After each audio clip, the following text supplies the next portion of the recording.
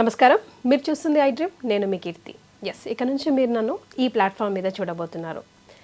ఎక్కడున్నా ఎలా ఉన్నా చిన్నప్పటి నుంచి నన్ను మీరందరూ ప్రోత్సహిస్తూ వస్తున్నారు. ఇకపై కూడా మీ ప్రోత్సాహం అలాగే ఉండాలని మనస్ఫూర్తిగా కోరుకుంటున్నానండి. ఇక ఐ డ్రీమ్ విషయానికి వస్తే వాస్తవాన్ని ఎప్పుడూ వాస్తవంగా మీ ముందుంచుతుంది. ఎక్కడ కూడా నాన్ సెంటిమెంటల్గా వెళ్లకుండా సెంటిమెంట్కి, ఎమోషన్స్కి విలువ ఇస్తూ వేరే వాళ్ళ ఎమోషన్స్కి పెద్దపీట వేస్తూ ముందుకు వెళ్తూ ఉంది. ఇకపై మా వంతు కూడా మేము ఐ డ్రీమ్తో సహా ముందుకు వెళ్ళాలి అని మనస్ఫూర్తిగా కోరుకుంటున్నాం. అయితే ఇప్పుడున్న బజ్ ఏంటంటే రష్మిక విజయ్ దేవరకొండ పెళ్ళి. ఒకే రోజు 2 రకాల పెళ్ళిళ్ళు చేసుకుంటున్నారు. రకరకాల స్పెక్యులేషన్స్ వినిపిస్తూ ఉన్నాయి కదా. అసలు ఈ కొడవ పద్ధతిలో పెళ్ళి ఎందుకు జరుగుతుంది? అది వాళ్ళ సంప్రదాయమా, లేకపోతే వివాహ దోషానికి సంబంధించి ఇలా 2 పెళ్ళిళ్ళు చేసుకోవాల్సి వస్తుందా ఒకే రోజు? 2 విధాలైన పెళ్ళిళ్ళు, 2 పెళ్ళిళ్ళు అనకన్నా 2 డిఫరెంట్ కైండ్ ఆఫ్ మ్యారేజెస్ అని అనుకోవచ్చు. అసలు ఈ రకరకాల స్పెక్యులేషన్స్ ఉన్న ఈ తరుణంలో కరెక్ట్గా సమాధానం మనకి వీరికన్నా ఎక్కువగా ఎవ్వరు చెప్పారండి.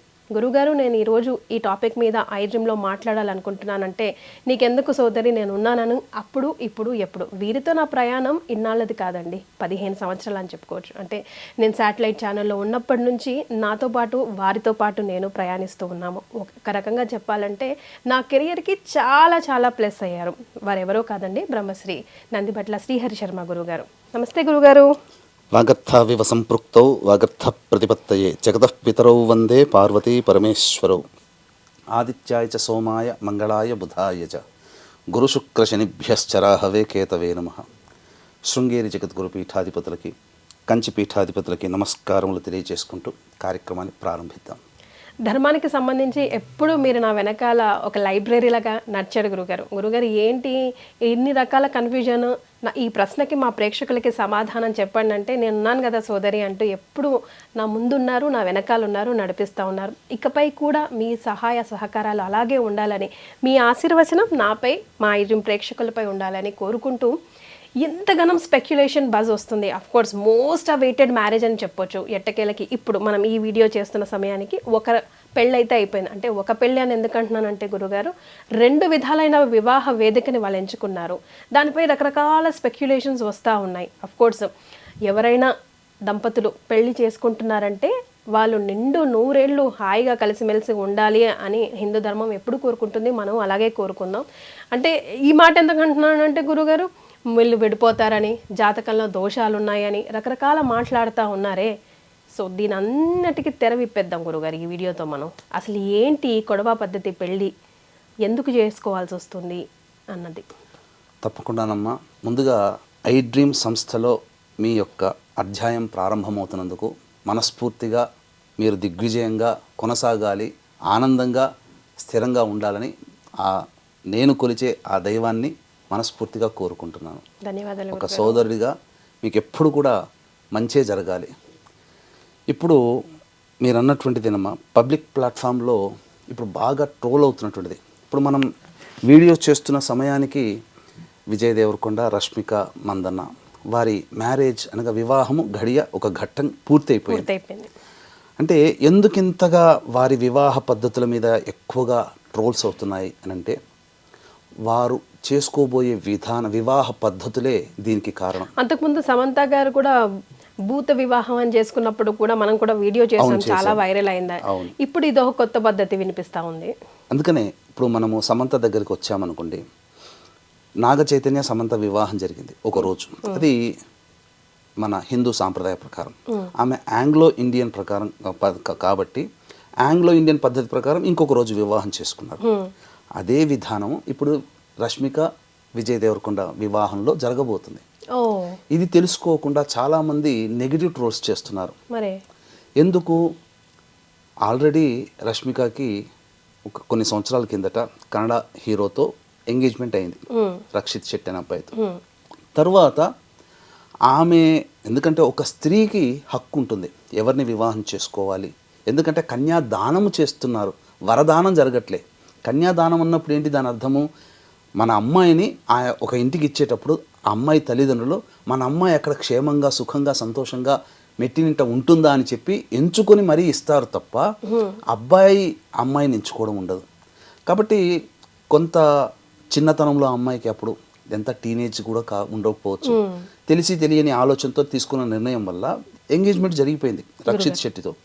కానీ అక్కడ నా వ్యక్తిగతమైన అభిప్రాయం ప్రకారం తను ఏదైతే ఈ సినీ వినీలాకాశంలో ఎత్తుకెదగాలని అనుకున్నదో, సహాయ సహకారాలు ఉంటాయేమో అనుకున్నదేమో దొరకలేదేమో, అందుకే క్యాన్సిల్ చేసుకుంది. తదనంతరం విజృంభించింది. మొత్తం సినీ ఇండస్ట్రీలో పెద్ద పెద్ద స్టార్లతో అనేక భాషలలో ఆ అమ్మాయి చాలా తక్కువ సమయంలో చేసింది. తనకి సరైన ఈడు జోడైనటువంటి వ్యక్తి విజయ్ దేవరకొండగా కనబడడం. అలాగే 2017లో అనుకుంటా కదమ్మా వీళ్ళిద్దరికి ఎంగేజ్మెంట్ అయింది. ఎంగేజ్మెంట్ అయిన తర్వాత కూడా అమ్మాయి అబ్జర్వ్ చేసి నా యొక్క జీవితానికి ఎక్కడైనా స్టాప్ పడుతుందా, విజయ్ దేవరకొండతో మూవ్ అయితే బాగుంటుందా అన్నీ అబ్జర్వ్ చేసుకున్న తర్వాతనే నిశ్చయానికి వచ్చి ఇప్పుడు మ్యారేజ్ డేట్ చేసుకున్నారు. 2017కి సంబంధించి ఇది ఎప్పుడమ్మా, కాబట్టి చాలా మంచిగానే నిర్ణయం తీసుకుంది. కాకపోతే దీనికి చాలామంది పలువలు చిలువలుగా మార్చుకుంటూ మూడో వివాహం చేసుకుంటున్నారా, మూడో వివాహం ఎప్పుడు, ఇట్లా ట్రోల్స్ చేస్తున్నారు. కానీ వాళ్ళిద్దరూ కూడాను వాళ్ళ యొక్క సాంప్రదాయానికి పెద్దపీట వేశారు. పెద్దపీట వేస్తూ ఇందులో భాగంగా మీరు చూసుకున్నట్లయితే వివాహము డేట్ ఫిక్స్ అయిన దగ్గర నుంచి కూడా తను చేపట్టబోయే యొక్క అమ్మాయి యొక్క ఆనందాన్ని కలిగించాలి, అమ్మాయికి కలిగించడం కోసం ఎక్కడా కూడా కాంప్రమైజ్ కాకుండా విజయ్ దేవరకొండ ఒక గొప్ప మహల్ రాజ్ ప్యాలెస్లో వివాహాన్ని నిశ్చయం చేసుకున్నారు. అన్నికి కూడా తన పట్టపు రాణి, ఒక ఎవరి జీవితంలో పేదవాడైనా కానీ వివాహం చేసుకుంటే ఆ పేదవాడి భార్య కూడా ఆయన ఆ రాజు అయినా ఆమె పట్టపు రాణి, రాజ్యానికి ఆయన రాజు అయితే భార్య రాణి అంతే. ఇక్కడ ధనము అనేటువంటిది కాదమ్మా. ఎవరు వివాహం చేసుకున్న రాజు వివాహం చేసుకునే భార్య రాణిలాగా చూసుకుంటారు. ఆ విధంగా విజయ్ దేవరకొండ ఆ అమ్మాయిని వివాహం చేసుకోబోతున్నాడు మంచిగా అంగరంగ వైభవంగా. ఇందులో మెచ్చుకోదగినటువంటిది ఏంటంటేనమ్మా, వివాహ విషయంలో సెల్ ఫోన్స్ అనేటువంటి లేవు, నాట్ అలౌడ్. మీకు అంతా ఒక చోట భద్రంగా పెడతాం అంటే దీని అర్థాన్ని నెగిటివ్ యాటిట్యూడ్లో ఎలా చూపించారనంటే, తల పొగరు వీళ్ళకి ఎవరు సెల్ ఫోన్ తీసుకోకూడదు, వీళ్ళ దగ్గర ఎవరు కూడాను సెల్ ఫోన్ చూసుకోకూడదు, వ్యక్తిగతమైన స్వేచ్ఛ లేదు. కానీ పాజిటివ్ ఒకటి చెప్పమంటారమ్మా, అతను విజయ్ దేవరకొండ నిర్ణయం చాలా సబబ్ అని చెప్పవచ్చు, హర్షాతిరేకంగా మనం యాక్సెప్ట్ చేయొచ్చు. ఎందుకనంటే ఒక వివాహం జరుగుతున్నంతసేపు వచ్చినటువంటి అతిథులందరూ కూడా ఇప్పుడు సెల్ ఫోన్ కర్ణయక్షిణి అంటారు, అది మొత్తం డిస్టర్బ్ చేస్తుంది. వాళ్ళ వైపు వివాహం జరుగుతుంటే వివాహంకి వచ్చిన వాళ్ళు వివాహం కోసం కాకుండా వ్యక్తిగతమైన మెసేజ్లు మాట్లాడుకుంటూ కూర్చుంటుంటే ఆ వివాహం చేసుకున్న దానికి విలువేముంటుంది. అందుకనే వచ్చిన అతిథులని కూడా గౌరవిస్తూ చక్కగా అందరినీ ఆహ్వానించి గౌరవిస్తూ వివాహం చేసుకుంటే అందరి అటెన్షన్ వాళ్ళ మీద ఉంటుంది, దంపతుల మీద. అంటే ఫొటోస్ ఎక్కడ వైరల్ అయిపోతాయేమో, పబ్లిక్ ఫిగర్ కదా, ఎందుకు వాళ్ళు వివాహం వాళ్ళు చేస్తున్నారు కదా, వీడియో రికార్డ్ చేస్తున్నారు కదా, ఫొటోస్ కూడా వస్తాయి కదా, ముందు వస్తాయి. ఒక వారం 10 రోజులు ఆగండి, మనమే అన్ని ప్రసార మాధ్యమాల్లో మనమే షేర్ చేసుకుంటాం. కానీ ఏదైతే వివాహం చేసుకుంటున్నాడో రష్మికతో వచ్చిన అతిథులందరి అటెన్షన్ ఉండడం వల్ల వచ్చిన వాళ్ళ అందరి మైండ్లో చిరకాలం గుర్తుండిపోతుంది, ఎంత బాగా చేసుకుని. ఎందుకంటే ప్రతి ఘట్టాన్ని వచ్చిన అతిథులందరూ ఆస్వాదిస్తారు, ఎవరు సెల్ ఫోన్లో ఉండవు, డిస్ట్రాక్షన్స్ ఉండవు. తర్వాత మనం ఇప్పుడు మాట్లాడుకునే సమయానికి హిందూ సనాతన సాంప్రదాయ పద్ధతిగా చక్కగా మన తెలుగు పద్ధతిగా వివాహం జరుగుతుంది. సాయంకాలానికి వచ్చేసరికి రష్మిక మందన వివాహ పద్ధతి కొడువ వివాహ పద్ధతి, కొడువ జాతి అంటే కూర్గు అనేటువంటిది. అంటే బ్రహ్మగిరి కొండల్లో మీకు చెప్పాలి అంటే దీనికి ఒక పురాణ ప్రాశస్త్యం అనేటువంటిది ఉందమ్మా. అక్కడ ఎవరైనా ఇదే పద్ధతిలో వివాహం చేసుకోవాల్సిందే. కూర్గు పరిసర ప్రాంతాల, కావేరి నది పుట్టినటువంటి కూర్గు పరిసర ప్రాంతాల్లో గిరిజనుల జాతి అని అంటారు. ఈ గిరిజనులు ఇప్పుడు మనకు వాల్మీకి బోయ జాతులు ఎట్లయితే గిరిజనులు ఉంటారో అలాగే గిరిజనుల జాతికి సంబంధించిన అమ్మాయి ఈ కొడువ జాతికి సంబంధించిన అమ్మాయి. సో వాళ్ళకు ఒక ఆచారం ఏంటంటే మనలాగా పురోహితులు, హోమగుండాలు, అక్షితలు, వచ్చిన బంధువులు ఆశీర్వచనాలు ఉంటాయి, కానీ వేద మంత్రోచ్చారణతో ఉండదు, ఏమీ ఉండవు. ఎందుకు చెప్పమంటారా, వాళ్ళు ఒకప్పుడు 1000 సంవత్సరాల నుంచి కూడా వాళ్ళ జాతి ఉంది, అతి కొద్ది మంది మాత్రమే. కొండలు లోయలు తిరిగి వెళ్ళి బ్రాహ్మణుడు వెళ్ళి పూజ చేయలేని పరిస్థితిలో నివసించిన ఆటవిక జాతిలో నుంచి వచ్చినటువంటి ఆణిముత్యం రష్మిక మందన్న. కానీ ఆణిముత్యం ఎందుకన్నానంటే ఇప్పటికీ కూడా వాళ్ళ వంశ ఆచారాన్ని గౌరవించి ఆ పద్ధతిలో వివాహం చేసుకుంది, అందుకే ఆణిముత్యం. అవునండి గురుగారు. ఇప్పుడు మన సనాతన ధర్మం ఎవరిదైనా కానివ్వండి, ఏ పద్ధతి అయినా కానివ్వండి, ముందుకు తీసుకెళ్లాల్సిన బాధ్యత ఈ జనరేషన్ వాళ్ళదే కదా. కది ఈ కొడువ జాతి వివాహ పద్ధతి ఏంటనంటే నల్ల కోటు ధరించి నల్ల తలపాగా ధరించి సాయంకాలం విజయ్ దేవరకొండకి ఒక కత్తి ఇస్తారు. అరటి చెట్టు అక్కడ ఉంటుంది, ఒక్క వేటుతో అరటి చెట్టుని నరికేయాలి. తరువాత వాళ్ళ యొక్క విందులో ప్రధాన పాత్ర పోషించేది పంజికుర్లి అంటే అడవి పంది. ఈ అడవి పంది మాంసాన్ని ఇష్టంగా ఆ రోజున విందులు, ఆటవిక జాతి కదమ్మా పంది, అక్కడ దొరికేది ఆటవికగా అడవి పంది, మధ్య మాంసాలతో విందు ఆరగింపులతో మత పెద్దలు కాదమ్మా కుటుంబ పెద్దలు వచ్చి ఆశీర్వదిస్తారు. అంగరంగ వైభవంగా ఒకవైపు మంచి చక్కటి అరుటాకి భోజనంలో విందు భోజనమేమో పొద్దున పూట, సాయంకాలానికి రష్మిక మందన్న పుట్టినింటినటువంటి వేడుకగా జరుపుకొని వాళ్ళ ఆచారం ప్రకారం జరుపుకొని వేడుకగా, ఇది వాళ్ళ యొక్క వివాహ పద్ధతిని గౌరవిస్తున్నందుకు సంతోషించాలి. ఈ రోజున మన వివాహ పద్ధతిలో మన తెలుగు వాళ్ళు ఏమన్నా మన పద్ధతిని అనుసరిస్తున్నారా? చాలా మంది ఫోటోలకి వీడియోలకి టైం వేస్ట్ అయిపోతుంది గురుగారు. అసలు మనం నలుగు పిండి పెట్టుకుని స్నానం చేయాలమ్మా. మన పద్ధతి మొదలేసేసి హల్దీ అని, సంగీత్ అని, మెహందీ అని, వేరే నార్త్ ఇండియన్స్ పద్ధతి. ఒక్క నార్త్ ఇండియన్ మన పద్ధతిని ఆచరిస్తాడా? తమిళియన్స్ ఏ పద్ధతి చేసుకుంటే మన తెలుగు వాళ్ళు చేసుకోరు, కేరళ వాళ్ళే చేసుకుంటే మన తెలుగు వాళ్ళు. కానీ మన తెలుగు వాళ్ళ పద్ధతి, మన వివాహ పద్ధతి మర్చిపోయాం.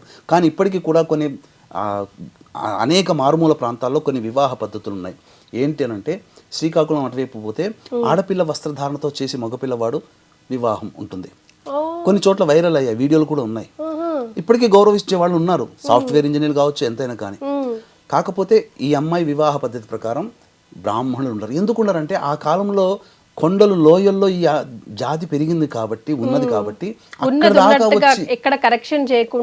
అక్కడ దాకా వచ్చి బ్రాహ్మణులు వివాహం చేసే అవకాశం లేదు, బ్రాహ్మణులు దొరకరు. కాబట్టి వాళ్ళ ఆటవిక సాంప్రదాయ ప్రకారము ఆ విధంగా గిరిజన పెద్దతులు అంతేనమ్మా, ఏమీ ఉండదు. ఇదే అసలు. కానీ దీనికి తెలియకుండా విలువ పలువలుగా దోషం ఉంది, కుజదోషం ఉంది, అందుకే అరటి చెట్టు, లేకపోతే వివాహ దోషం ఉంది కాబట్టి ఇట్లా కాదు, వాళ్ళ వివాహ పద్ధతిని అనుసరిస్తున్నారు.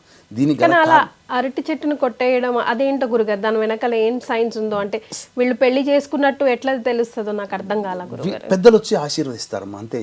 మీకు ఎక్స్చేంజ్ చేసుకోవడం కానీ, శ్రీశైలము అటువంటి మారుమూల ప్రాంతాల పోతే ఇప్పటికీ బోయేవాళ్ళలో కూడా పురోహితులు ఉండరు. వాళ్ళ ఆచారం ప్రకారం, గిరిజన సాంప్రదాయం ప్రకారం వివాహం చేసుకుంటారు. అదే పద్ధతి ఇక్కడ జరుగుతుంది. కోటీశ్వరులైన వాళ్ళ సంఖ్య ఎంతమ్మా, మహా అయితే వేలల్లో ఉంటుందేమో ఆ కొడువ జాతి మొత్తం సంఖ్య. వాళ్ళ భాష తుళు భాష. తుళు ఎవరి భాషమ్మా? మనకు శ్రీకృష్ణదేవరాయలు వారి ఆస్థాన భాష తుళు. ఆయన తుళు భాషకు సంబంధించిన వాడు. మనకు తెలుగు, కన్నడలో కన్నడ ఎట్లనో శ్రీకృష్ణదేవరాయల భాష తుళు. ఆమె భాష కూడా మదర్ టంగ్ కూడా తుళు. విశేషం ఏంటనంటే, బ్రహ్మగిరి కొండల్లో అగస్త్య మహాముని కావేరి నదిని కమండలంలో పట్టి బంధించి తీసుకొని పోతుంటాడు. ఇది నచ్చనటువంటి విఘ్నేశ్వరుడు విశ్రమించే, అంటే అగస్త్య మహాముని విశ్రమించే సమయంలో నచ్చనటువంటి విఘ్నేశ్వరుడు కాకి రూపంలో వచ్చి ఆ కమండలాన్ని తన్నేస్తాడు. తన్నేగా ఆ కమండలంలో ఉన్నట్టు నీరు ప్రవహించిపోతుంది బ్రహ్మగిరి కొండలు. అక్కడి నుంచి కావేరి నది పుట్టింది. అందుకనే ఈ యొక్క కొడవ జాతికి సంబంధించినటువంటి మందన్న వాళ్ళ ఫ్యామిలీలలో ఈ యొక్క కావేరి నదిని, ఆ నది దేవతను పూజిస్తారు. ఇప్పటికీ కూడా వాళ్ళ ఇంట్లో కావేరి మా వాళ్ళ ఇంట్లో ఆడపిల్లలకి కావేరిని పెట్టుకుంటారు. ఇంత సాంప్రదాయాన్ని వాళ్ళు పాటిస్తున్నారు, ఇంత విధానంగా వాళ్ళు పాటిస్తున్నారు తప్ప అందులో ఏమీ లేదమ్మా. సెల్ ఫోన్లు తీసుకురాలంత మాత్రాన మనం ఏం కాదు, అది కూడా హర్షించదగినటువంటిదే.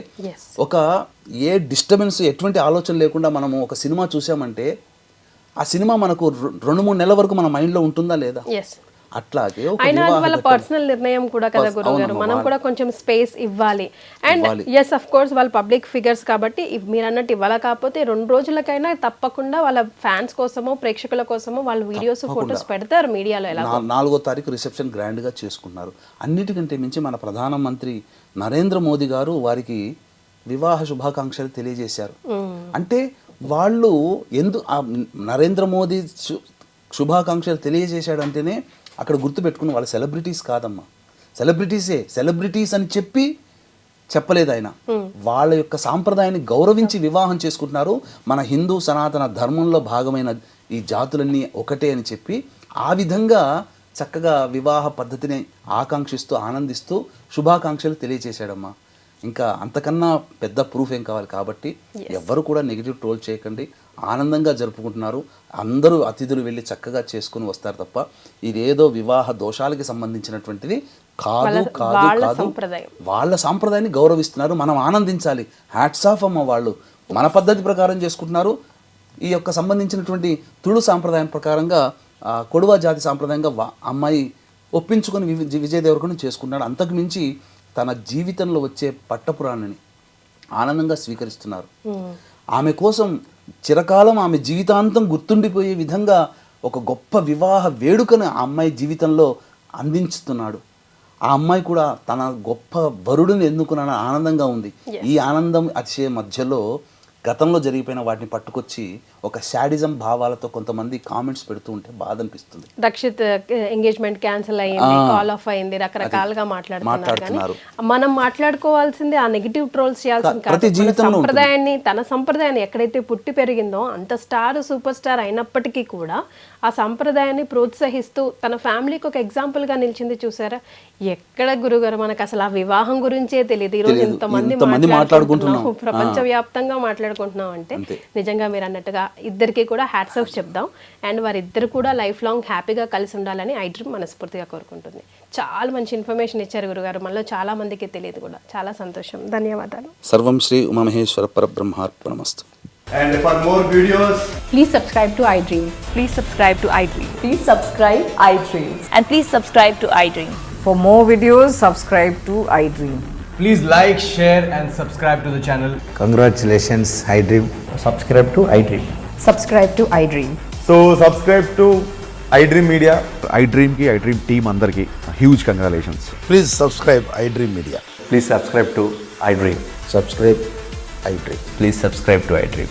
iDream అంటే నా కళల ఛానల్ సబ్స్క్రైబ్ చేసుకున్నారు, నోరు తిరుగుతలేదు. మీరైతే గంట గుర్తు కొట్టండి. For more such videos, please subscribe to iDream.